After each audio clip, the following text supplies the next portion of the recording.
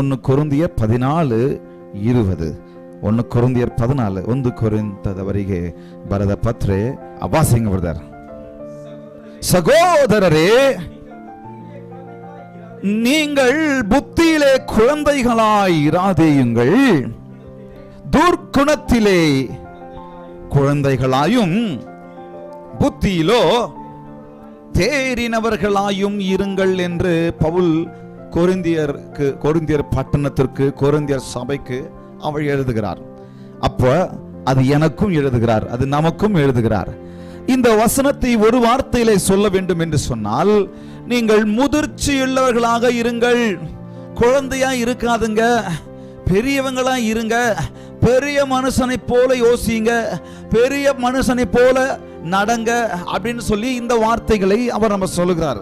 ஆக நம்முடைய செய்தியின் தலைப்பு என்ன? Measure your maturity. சொல்லலாமா எல்லாரும் சேர்ந்து?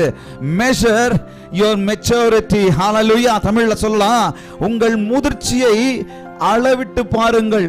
உங்க முதிர்ச்சியை அளவிட வேண்டும். என் முதிர்ச்சி எப்படி இருக்குன்னு சொல்லி ஒவ்வொரு நாளும், ஒவ்வொரு சம்பவத்திலும், ஒவ்வொரு பிரச்சனையிலும், ஒவ்வொரு சமயத்திலும், வேளையிலும் நான் போகும்போது என் முதிர்ச்சி எப்படி இருக்கிறது, நான் ஒரு பிரச்சனையை, ஒரு போராட்டத்தை, ஒரு சவாலை நான் எப்படி சந்திக்கிறேன் என்பது மிக மிக அவசியம். ஹல்லேலூயா. எப்படி முதிர்ச்சியோடு கையாளுகிறேன் என்பது அவசியம். ஹல்லேலூயா. என் குடும்பத்தில் நான் எப்படி முதிர்ச்சியோடு நடந்து கொள்ளுகிறேன் என்பது அவசியம். குழந்தையாவே இன்னும் இருக்கிறோம் நம்ம நிறைய சமயத்துல. எனக்கு ஒரு குழந்தை வந்தாலும் சில சமயத்துல குழந்தையாவே இருக்கிறேன். ஆனா இங்க இவர் சொல்றாரு, 2வது வார்த்தையில சொல்றாரு, துர்க்குணத்தில குழந்தைகளாயும். அப்படின்னா என்னப்பா? கெட்ட காரியத்தை செய்யும்போது குழந்தையா இருக்கணும் அப்படின்னு சொல்றாங்களா? என்ன சொல்ல வர்றாரு அவரு? innocent, be innocent as babies when it comes evil. அதாவது கபடற்றவர்களா இருக்கிறது குறித்து அந்த வார்த்தை சொல்லுது. இந்த வார்த்தை எடுத்துக்கிட்டு அப்போ நான் தப்பு செஞ்சுட்டு நான் குழந்தை, எனக்கு ஒன்றும் தெரியல அப்படி சொல்ல முடியாது. இன்னோசென்ட் அந்த வார்த்தையை அவர் குறிக்கிறார். ஆக இங்க அவ்வளவு அழகா சொல்றார், சகோதரரே, நீங்கள் புத்தியிலே குழந்தைகளாய் இராதேயுங்கள். துர்க்குலத்துல இன்னோசென்ட்டா இருங்க, பரவாயில்ல. இன்னோசென்ட் அது வேற. ஆனா புத்தியிலோ எப்படி இருக்கணுமா? தேறினவர்களாய் நானும் நீங்களும் இருக்கணும். எப்படி இருக்கணுமா? தேறினவர்களாய். எப்படி இருக்கணுமா? முதிர்ச்சி உள்ளவர்களாய். எப்படி இருக்கணுமா? இப்ப சொல்லலாம், ஆண்டவருடைய வசனத்தை வைத்து நம்ம பார்க்க போகிறோம். இன்றைக்கு 2 விஷயத்தை நம்ம பார்க்க போகிறோம். என் மெஷர், என்னுடைய முதிர்ச்சியின் மெஷர் எப்படி இருக்க வேண்டும் என்பதை நாம் பார்க்க போகிறோம். இன்னொரு இடத்துல அவர் சொல்றாரு, இங்க பாருங்க சகோதரரே, அதே வசனத்தை இப்படி விவரிக்கிறார் பாருங்க. ஈஸி, அதாவது வேர்ட் இங்கிலீஷ் டிரான்ஸ்லேஷன் பைபிள் சொல்கிறது, சகோதரரை எண்ணங்களில் பிள்ளைகளாய் இருக்க வேண்டாம், தீமையில் குழந்தைகளாய் இருங்கள். அதாவது இன்னோசென்ட்டா இருங்க, ஆனா எண்ணங்களில் முதிர்ந்தவர்களாய் இருங்கள். அதை ஆங்கிலத்தில் போட்டிருக்கு எப்படி?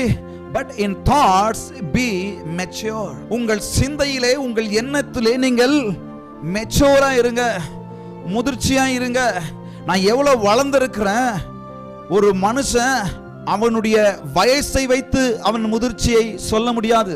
இங்க உதாரணத்துக்கு அவர் சொல்றாரு, முதிர்ந்தவர்களா இருங்க. அப்ப என்ன அர்த்தம்? பெரிய மனுஷத்தனமா நடந்துக்கணும். சின்ன புள்ளத்தனமாவே இன்னைக்கு நம்ம நிறைய சமயத்தில் நடந்துக்கிறோம். ஒரு பிரச்சனையை கையாளும் போது, குடும்பத்துல சண்டை வரும்போது, பிரச்சனை வரும்போது, போராட்டம் வரும்போது, சபையில போராட்டம் வரும்போது, பிரச்சனை வரும்போது, தனிப்பட்ட போராட்டம் பிரச்சனை போது குழந்தையாவே நடந்துக்கிட்டா எப்படி? இன்னொரு இடத்துல சொல்றாரு, இன்னும் பாலே குடிச்சுக்கிட்டு இருந்தா எப்படி?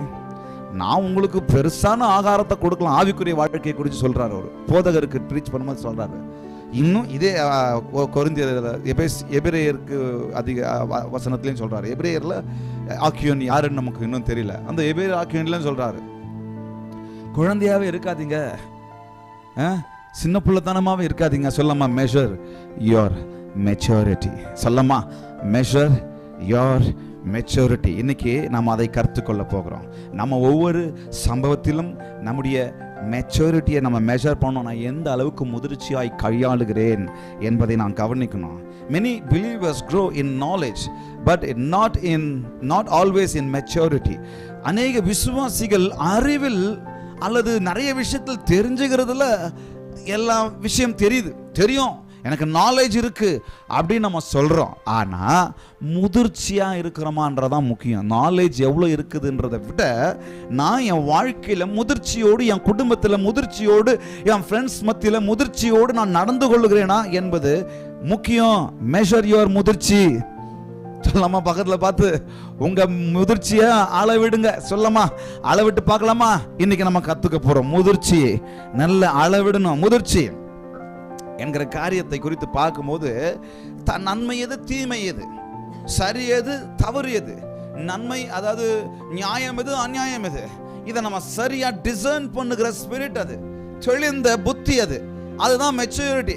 அப்ப அதை புரிஞ்சுக்கிட்டு அந்த நேரத்தில் எப்படி நம்ம நடந்து கொள்ள வேண்டும் என்பது அவசியமா இருக்கிறது. எல்லா சூழ்நிலைகளிலும் முதிர்ச்சியுள்ள ஒரு தேவ பிள்ளைகளாய், தேவ மனிதர்களாய் நானும் நீங்களும் வாழ வேண்டும். முதல் காரியம், நிறைய வசனங்கள் இருக்கு, இன்னைக்கு நிறைய வசனங்கள் இருக்கு. ஆனா நான் முடிஞ்ச அளவுக்கு உங்களுக்கு நான் சொல்றதுக்கு பார்க்கிறேன். மத்தேயில ஆண்டவர் சொல்றாரு, ஆடுகளை ஓநாய்களுக்குள்ளே அனுப்புகிறது போல இதோ நான் உங்களை அனுப்புகிறேன். ஆகையால் நீங்கள் சர்ப்பங்களை போல வினா உள்ளவர்களாயும் புறாக்களை போல கபடற்றவர்களாயும் இருங்கள்.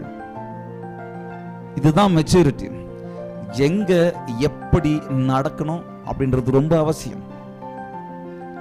அப்ப ஆண்டவர் தெளிவா சொல்ற, இதான் அவர் அங்க மேல சொல்றாரு. நான் நம்புறேன். பவுல் இதை தான் கோட் பண்ணி இதெல்லாம் மனசுக்குள்ள வச்சுதான் பெரிய மனசுத்தனமா முதிர்ந்தவர்களாய், முதிர்ச்சி உள்ளவர்களாய் உங்க எண்ணங்களில், உங்க சிந்தைகளில் நடந்து கொள்ளுங்க அப்படின்னு இந்த இடத்துல அழகா சொல்றார். அப்போ இவர் சொல்றார், நான் சர்ப்பங்களை, ஆகையால் நீங்கள், நான் எங்க அனுப்புறேன்? நீங்கெல்லாம் ஆடுகள், நீங்கெல்லாம் நான் என்னுடைய பிள்ளைகள். நான் உங்களை எங்க அனுப்புறேன்? இந்த உலகத்துல ஓநாய்கள் நிரம்பி இருக்கிறது. குடும்பத்திலே எழும்புவாங்க, சபையிலே எழும்புவாங்க, ஜனங்கள் மத்தியிலே எழும்புவாங்க, ஃப்ரெண்ட்ஸ் மத்தியிலே எழும்புவாங்க. குழி தோன்றவன், ஏமாத்துறவன், நம்மளை மோசம் பண்றவன் நம்ம மத்தியில இருப்பாங்க. ஓநாய்கள் போல இருப்பாங்க. ஆனா ஆட்டுத்தோலை தான் போத்திக்கிட்டு இருப்பாங்க. ஆனா அங்க நான் உங்களை அனுப்பும் போது நீங்க எப்படி இருக்கணும்? முதிர்ச்சியா இருக்கணும். எனக்கு தெரியலன்னு சொல்லக்கூடாது. இக்னோரன்ஸ் இஸ் சின் அப்படின்னு சொல்லி ஒருத்தர் சொன்னாரு. உண்மைதான். தெரியல. ஏன் தெரியல? தெரியல, இக்னோரன்ஸ் இஸ் a sin அப்படின்னு சொல்வதை பார்க்கலாம். அதை சின்னுக்கு நேராக, அது பாவத்திற்கு நேராக நடத்தும். அதை நான் நம்புறேன். எனக்கு தெரியல, இதை ஏன் பண்ண, எனக்கு தெரியல. இக்னோரன்ஸ் என்ன அர்த்தம்? தெரியல, அறியாமை. உண்மைதானே? தெரியல. இயேசுவை ஏன் கொலை பண்ணாங்க? தெரியல, ஆனா கொலை பண்ணாங்க. தெரியல, ஆனா என்னென்னவோ சொன்னாங்க. இவன் அதுக்கு பேசுறான், யூதர்கள் விரோதம் பேசுறான், கடவுளுக்கு விரோதம் பேசுறான், கடவுள்னு சொல்றான், என்னென்னவோ சொன்னாங்க. ஆனா உள்ள யோசிச்சு பார்த்தோம்னா அறியாம தான். அப்போ சின்ன பிள்ளையாவே நான் இருக்கிறேன். இது சொல்லுங்க பக்கத்துல, சின்ன பிள்ளையாவே இருக்காதீங்க. இதை சொல்லும் போது உங்களுக்கு நான் அடிக்கடி உங்களுக்கு சொல்றேன். இது இது இது ஏன் அடிக்கடி சொல்றாரு உங்களுக்கு வேற மனசுல தோணலாம். ஒரு சமயத்தில் இது ரொம்ப ஓவராகவே சொல்லிட்டே இருக்காரு கூட உங்களுக்கு தோணுது. அதையும் டிசைன் பண்றேன் நான். ஆனா சொல்லுங்க, ஆண்டவர் வார்த்தை தான். கவனிங்க, ஓநாய்களுக்குள்ள, இந்த உலகத்துக்குள்ள, இந்த அந்தகாரம் நிறைந்த உலகத்துக்குள்ள நம்ம இருக்கணும். அங்க பாம்பை போல, சர்ப்பத்தை போல வினா உள்ளவர்களாகவும், அதாவது வைஸ் ஞானம் உள்ளவர்களாகவும். அது எவ்வளவு தந்திரமா இருக்கும் தெரியுமா? அந்த தந்திரம் ஆங்கிலத்தை தான் சொல்லுது. Therefore be wise as serpent and harmless as doves. அப்போ கவனிங்க, அந்த மாதிரி ஞானம் தந்திரம் உள்ளவர்களா இருக்கணும். அதே சமயத்துல புறாக்களை போல கபடற்றவர்களாகவும் இருக்கணும்.